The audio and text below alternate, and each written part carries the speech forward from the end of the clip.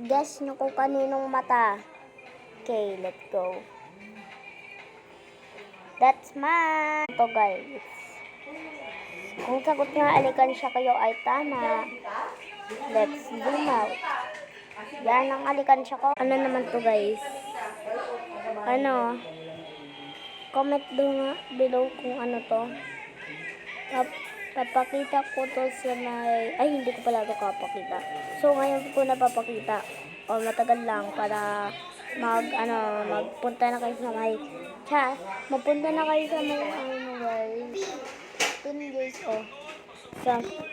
Dun, guys.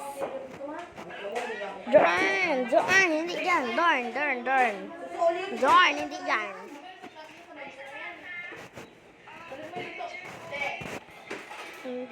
Doon sa may comment.